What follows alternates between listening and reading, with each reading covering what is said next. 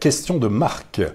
J'habite Nancy et je dois venir pour des raisons professionnelles à Paris. Les prix de l'immobilier sont très chers, mais y a-t-il des quartiers encore abordables entre guillemets?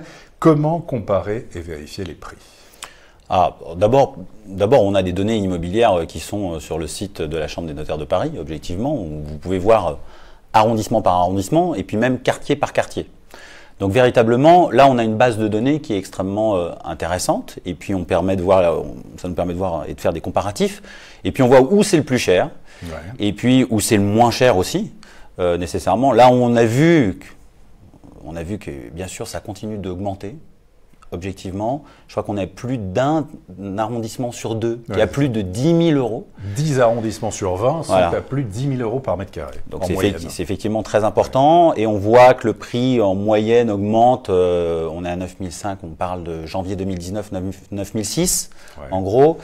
Je crois qu'aujourd'hui, l'arrondissement le plus attractif au niveau des prix reste le 19e arrondissement.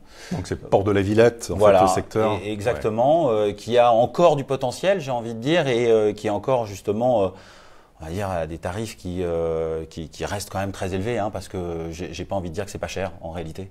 C'est cher partout, c'est le moins cher, on va dire. Ouais, c'est le moins cher, on peut dire à Marc. Hein. Marc, évidemment, de Nancy. Nancy, on est autour de 2 000 euros par mètre carré en moyenne dans l'ancien. C'est vrai que là, on passe à plus de 10 000.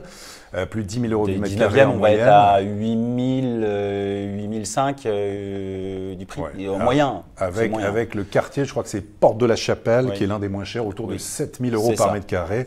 Et voilà. Et puis pour la question de vérifier les prix et les valeurs, donc plutôt vous conseillez, ce qui est normal aussi, d'aller voir sur le site des notaires de Paris. Le site de la Chambre des notaires de Paris, effectivement, est plutôt bien fait et est assez interactif. Donc nécessairement, c'est plutôt, on voit justement quartier par quartier, c'est plutôt bien fait, j'ai envie de dire.